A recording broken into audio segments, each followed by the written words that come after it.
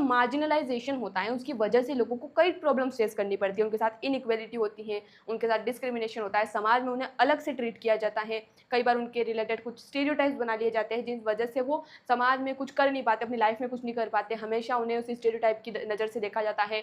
और जब स्टीरियोटाइप की बेसिस पर हम व्यवहार करते हैं तो फिर क्या होता है, फिर डिस्क्रिमिनेशन होता है। तो ये डिस्क्रिमिनेशन होता है, लेकिन इनके पास पावर भी कम है, रिसोर्सेज भी कम है, लेकिन फिर भी अपने अधिकारों की हमेशा से मांग करते हैं। बहुत लंबी हिस्ट्री है प्रोटेस्ट की कि किस कभी कब इन्होंने अपने अधिकारों के लिए मांग किया है। जो मार्जिनलाइज्ड कम्युनिटी है, दलित्स हो गए, मुस्लिम्स हो गए, ट्राइबल्स हो गए, ऐसी कम्युनिटीज़, ऐसे ग्रुप जिन्हें समाज ने अलग कर रखा है, जिनके साथ डिस्क्रिमिनेशन होता है, तो हमेशा से इन लोगों ने प्रोटेस्ट किया है अपने अधिकारों के लिए। अब सवाल आता है कि ये जब भी प्रोटेस्ट करते हैं तो क्या इनके पास सपोर्ट होता है, किस बेसिस पर ये प्रोटेस्ट कर रहे हैं, कोई रीज़न भी तो होना चाहिए कि हमारे साथ ये हो रहा है, कैसा होना चाहिए, क्यों होना चाहिए, तो क्या रीज़न इनके पास होता है। तो इनको सपोर्ट करता है कॉन्स्टिट्यूशन, क्योंकि हमें पता है कि कॉन्स्टिट्यूशन के अकॉर्डिंग सभी लोग बराबर हैं, सभी को फंडामेंटल राइट मिले हुए हैं, मौलिक अधिकार मिले हुए हैं, और किसी को लगता है कि हमारे मौलिक अधिकारों का हनन हो रहा है, वॉयलेशन हो रहा है, तो वो व्यक्ति कोर्ट में जा सकता है, कोर्ट में अप्रोच कर सकता है, उसको जस्टिस ज़रूर मिलेगा। ऐसा हमारे कॉन्स्टिट्यूशन के अकॉर्डिंग हमें देखने को मिलता है, कॉन्स्टिट्यूशन में लिखा हुआ है। तो यही हम इस चैप्टर में देखने वाले हैं। पिछले चैप्टर में हमने मार्जिनलाइजेशन के बारे में पढ़ा कि ये क्या होता है। इस वीडियो में हम समझेंगे कन्फ्रंटिंग मार्जिनलाइजेशन, यानी कि मार्जिनलाइजेशन से कैसे हम उससे निपटारा कर सकते हैं, कैसे मार्जिनलाइजेशन को ख़त्म किया जा सकता है। तो सबसे पहले इसमें हम देखेंगे फंडामेंटल राइट्स के बारे में कि कैसे फंडामेंटल राइट्स की लोग हेल्प लेते हैं अपने अधिकारों की मांग करने के लिए और इससे क्या रिजल्ट होता है। फिर लॉज फॉर द मार्जिनलाइज, यानी कि मार्जिनलाइज्ड के लिए कैसे लॉज बनाए जाते हैं। अब ये जब ये डिमांड करेंगे तो कुछ लॉज बनाए जाएंगे, कुछ पॉलिसीज़, कुछ स्कीम्स लाई जाएगी, तो वो कैसे लाई जाती हैं। सोशल जस्टिस को प्रमोट करने के लिए क्या किया जाता है वो हम देखने वाले हैं। साथ ही हम ये भी देखेंगे protecting the rights of Dalits and Adivasi. जैसा कि हमने देखा कि आदिवासी जो होते हैं पिछले चैप्टर में, उनके साथ डिस्क्रिमिनेशन होता है, उन्हें अलग से ट्रीट किया जाता है, जो कि एक मार्जिनलाइज्ड कम्युनिटी की तरह देखा जाता है। और दलित्स के बारे में भी हम जानते हैं, जिसके बारे में हम क्लास 6-7 से पढ़ते आ रहे हैं कि ये भी ऐसी कम्युनिटी होती है जिनके साथ डिस्क्रिमिनेशन होता है, अनटचेबिलिटी होती है, टेम्पल्स में एंट्री नहीं दी जाती है, पब्लिक प्लेसेस में एंट्री नहीं दी जाती है और बहुत डिस्क्रिमिनेशन फेस करना पड़ता है। तो इनके लिए इनको कैसे प्रोटेक्ट किया गया, तो जिसमें हम scheduled caste and scheduled tribe prevention of atrocities act 1989 के बारे में पढ़ने वाले। ये लोग कैसे आया, कैसे इसका यूज़ किया जाता है, क्या इसमें प्रोविजंस है और लोग किस तरीके से इसको देखते हैं, वो हम इसमें पढ़ने वाले हैं। उसके बाद Adivasis demanded in 1989 act, demands in the 1989 act. अब ये हमने देखा कि ये लॉ जो हैं ये SC/ST के लिए हैं, लेकिन इसी समय जब ये दलित ने डिमांड करी लॉ की तो आदिवासी भी डिमांड कर रहे थे, क्योंकि डिस्क्रिमिनेशन इनके साथ भी हो रहा था। तो ये इस लॉ को किस तरीके से देखते थे और अपने अधिकारों की क्या मांग कर रहे थे वो भी हम देखने वाले हैं। फाइनली कंक्लूजन देखेंगे कि आखिर हमने इस चैप्टर में क्या पढ़ा और क्यों हमें इसके बारे में जानना ज़रूरी है और क्या हम इस चैप्टर में समझ पाए, क्या हमें समझ आया मार्जिनलाइजेशन के बारे में और मार्जिनलाइजेशन से जुड़ी प्रॉब्लम्स के बारे में। तो चलिए फटाफट से बिना देरी के इस चैप्टर को, इस वीडियो को शुरू करते हैं। सबसे पहले अगर हम बात करें इन्वोकिंग फंडामेंटल राइट्स, यानी कि फंडामेंटल राइट का किस तरीके से यूज़ किया जाता है। हमें पता है ये कॉन्स्टिट्यूशन में फंडामेंटल राइट दिए हुए हैं, सभी सिटीजन्स के लिए बराबर हैं वो राइट्स, हर किसी के लिए वो राइट अवेलेबल है। हमारे पास राइट है, आपके पास राइट है, हर व्यक्ति के पास, हर सिटीज़न के पास ये फंडामेंटल राइट होते हैं। अब ये फंडामेंटल राइट का मार्जिनलाइज्ड कम्युनिटी कैसे यूज़ करती है, अगर हम बात करें कि फंडामेंटल राइट्स का कैसे यूज़ किया जाता है, तो इसका कई सेंस में, जैसे अगर हम बात करें सबसे पहले मार्जिनलाइज्ड कम्युनिटी के द्वारा इसका यूज़ किया जाता है ताकि गवर्नमेंट को वो दिखा सके देखो हमारे साथ इनजस्टिस हो रहा है, हमारे अधिकारों के अकॉर्डिंग कोई काम नहीं हो रहा है, हमारे अधिकारों का हनन हो रहा है। ठीक है, तो इनजस्टिस को दिखाने के लिए, इनजस्टिस जो उनके साथ हो रहा है उसको दिखाने के लिए और साथ ही लॉज बनवाने के लिए, इन्फोर्स दिस लॉज, यानी कि सबसे पहले फंडामेंटल राइट्स का यूज़ करके लोग बताते हैं कि देखो हमारे साथ गलत हो रहा है, हमारे अधिकारों का हनन हो रहा है। दूसरी बात कि इसके लिए लॉ बनने चाहिए, ये कोई टेम्परेरी प्रॉब्लम नहीं है कि आज हमारे साथ डिस्क्रिमिनेशन हुआ कल नहीं होगा, इसका परमानेंट सोल्यूशन करना होगा, तो उसके लिए लॉ गवर्नमेंट को बनाने चाहिए। तो इस तरीके से जो कम्युनिटीज़ हैं इसका यूज़ करती है और इसका रिजल्ट क्या होता है कि गवर्नमेंट को लॉज और पॉलिसीज़ बनाने पड़ते हैं। ऑब्वियस सी बात है कि जब अधिकारों का हनन हो रहा है और कोई टेम्परेरी इशू नहीं है तो परमानेंट सोल्यूशन के लिए लॉ बनाना ही पड़ता है। इसके इसके बाद कुछ और फंडामेंटल राइट्स का अगर हम बात करें, जैसे आर्टिकल 15 जो है वो डिस्क्रिमिनेशन को अबोलिश करता है, एबोलिशेस डिस्क्रिमिनेशन, यानी कि किसी भी तरीके से किसी व्यक्ति के साथ भेदभाव नहीं होना चाहिए। तो अगर किसी व्यक्ति के साथ, जैसा कि हमने देखा कि इनके साथ डिस्क्रिमिनेशन होता है, तो किसी के साथ डिस्क्रिमिनेशन हो रहा है तो वो बोलेगा कि देखो आर्टिकल 15 है, आर्टिकल 15 हमारे राइट टू इक्वेलिटी के अंदर आता है। अगर आपको इसके बारे में डिटेल में जानना है कि ये क्या होते हैं, आर्टिकल्स क्या होते हैं और कौन सा पार्ट कहाँ आ जाता है, तो इसके लिए कॉन्स्टिट्यूशन की सीरीज़ हम जल्दी शुरू करने वाले हैं, वो आप देख लेना। लेकिन फ़िलहाल के लिए इतना समझिए कि आर्टिकल 15 जो है डिस्क्रिमिनेशन को अबोलिश करने की बात करता है। तो कोई भी व्यक्ति के साथ डिस्क्रिमिनेशन होता है तो वो बोल सकता है कि देखो कॉन्स्टिट्यूशन ने हमें अधिकार दिया है कि हमारे साथ डिस्क्रिमिनेशन नहीं हो सकता, तो आप डिस्क्रिमिनेशन हमारे साथ कैसे कर सकते हैं। इसके अलावा अगर हम बात करें आर्टिकल 17 की, तो ये अनटचेबिलिटी को एबोलिश्ड, अनटचेबिलिटी यानी कि छुआछूत का यहाँ पर छुआछूत का यहाँ पर प्रतिबंधित किया गया है कि छुआछूत आप किसी के साथ नहीं कर सकते। हर कोई पब्लिक प्लेसेस पर जा सकता है, टेम्पल में जा सकता है और कहीं पर भी जा सकता है। एजुकेशन से आप उसको नहीं रोक सकते, ऐसा नहीं कह सकते कि तुम यहाँ बैठो तुम वहाँ बैठो उसके कास्ट के बेसिस पर। तो यहाँ पर हम लिख सकते हैं कि एजुकेशन उनको मिलनी चाहिए, पब्लिक प्लेसेस का एक्सेस उनके पास होना चाहिए, टेम्पल्स में एंट्री उनके पास होनी चाहिए, यानी कि किसी भी तरीके से छुआछूत उनके साथ नहीं होनी चाहिए किसी भी माइनॉरिटी ग्रुप या किसी भी मार्जिनलाइज्ड कम्युनिटी के बारे में। ठीक है, इस चैप्टर में जितने भी हम व्यक्तियों की बात करेंगे तो आप समझ जाइएगा कि हम मार्जिनलाइज्ड कम्युनिटी या फिर Dalits, tribals, SC ST, backward classes, इनकी हम बात कर रहे हैं बेसिकली। तो ये हमने यहाँ पर देखा कि फंडामेंटल राइट्स का इस तरीके से यूज़ किया जाता है लोगों का जब वो अपने अधिकारों की मांग करते हैं, जब वो किसी इश्यू को रखते हैं सामने कि देखो हमारे साथ ये प्रॉब्लम हो रही, तो किस तरीके से वो इनका यूज़ करते हैं वो हमने देख लिया। फिर लॉज फॉर द मार्जिनलाइज्ड, अब लॉज बनाने पड़ेंगे तो लॉज कैसे बनते हैं। तो सबसे पहले हमें पता है कि लॉज बनने के लिए सबसे पहले तो क्या किया जाता है, सर्वे किया जाता है कि क्या प्रॉब्लम है वो देखी जाती है। फिर कुछ कमिटीज़ बनाई जाती हैं, कमिटीज़, ताकि उस इशू को और समझा जा सके, उस पर काम किया जा सके, कहाँ ये लैग हो रहा है, कहाँ पर इम्प्रूवमेंट करने की ज़रूरत है, कोई सजेशन हो सकता है। तो इस तरीके से यहाँ पर इनिशिएटिव लिए जाते हैं। फिर सोशल जस्टिस को प्रमोट करने के लिए कई सारी पॉलिसी, जैसे हमारे पास एक पॉलिसी है रिजर्वेशन की जो पॉलिसी है ये कई लोग इसके फेवर में है, कई लोग इसका अपोज भी करते हैं। रिजर्वेशन का मतलब होता है रिजर्व्ड सीट्स किसके लिए, यहाँ पर आप देख सकते हैं।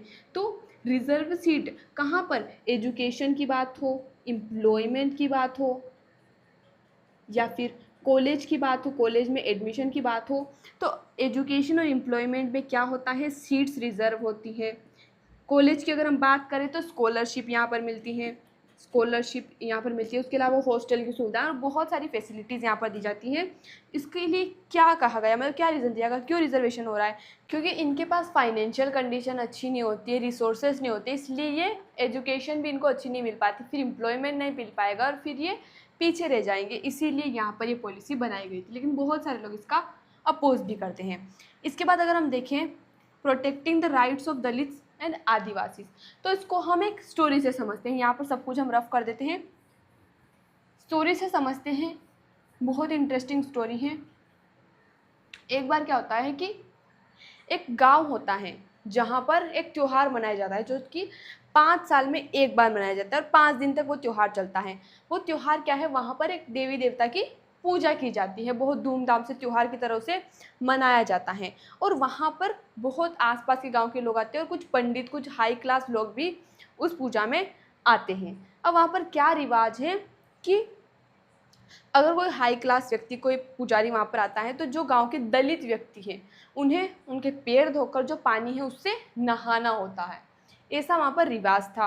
अब एक बार क्या होता है कि ये त्योहार का माहौल था, ये त्योहार वहाँ पर चल रहा था, प्रीस्ट वगैरह आते हैं और फिर दलित को बुलाया जाता है। तो जो दलित व्यक्ति था वो एक 20 साल का लड़का था और उसके पिताजी, उसके दादाजी ने यही काम किया था। मतलब कि जैसा कि हमने देखा कि ये एक कस्टम बन चुका था, एक रिवाज बन चुका था कि आपको पैर धो के नहाना है, तो उनके दादाजी, उनके पिताजी ने भी यही किया था। उन्हें भी यही करना था।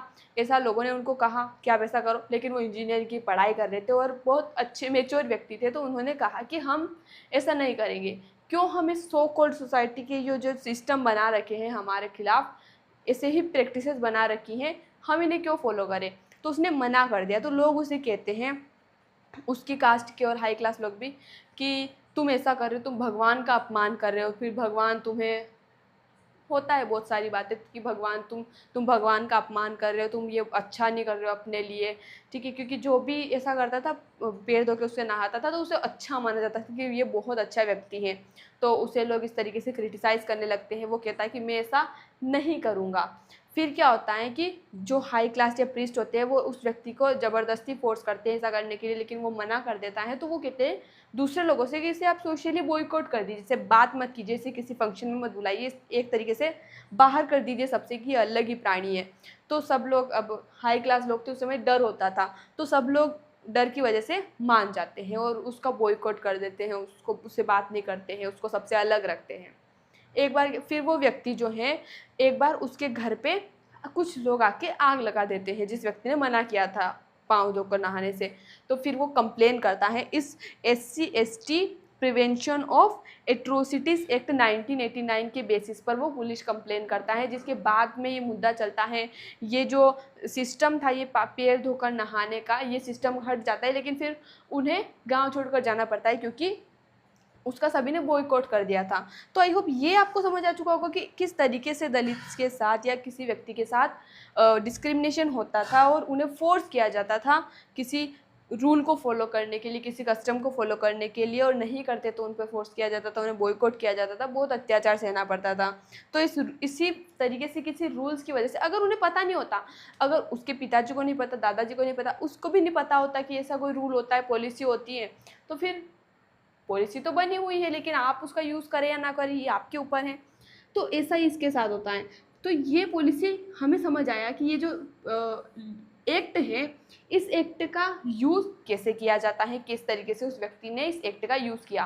अब ये एक्ट है क्या, तो देखो 1970s और 80s की बात है। उससे पहले दलित के साथ बहुत अत्याचार होता था, लेकिन इसके बाद जो है दलित जो है वो अपोज करते हैं।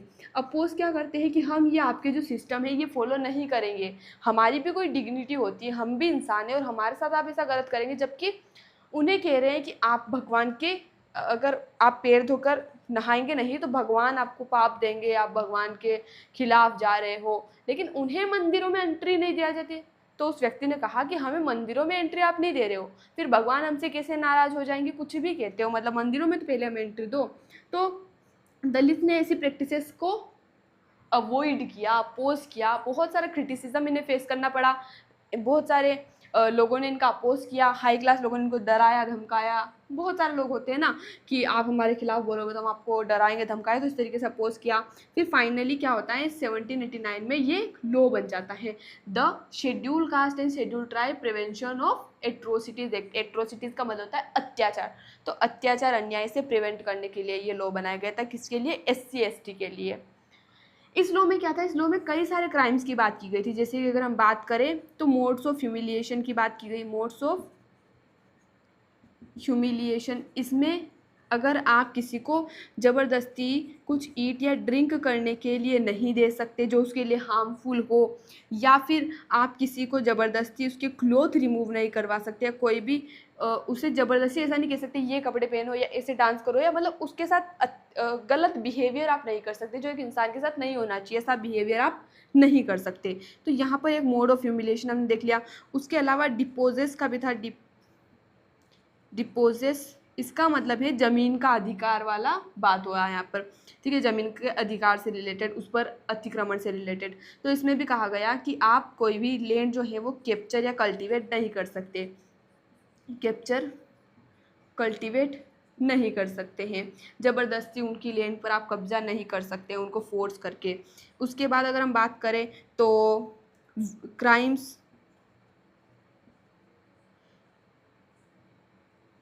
Of women, crimes related to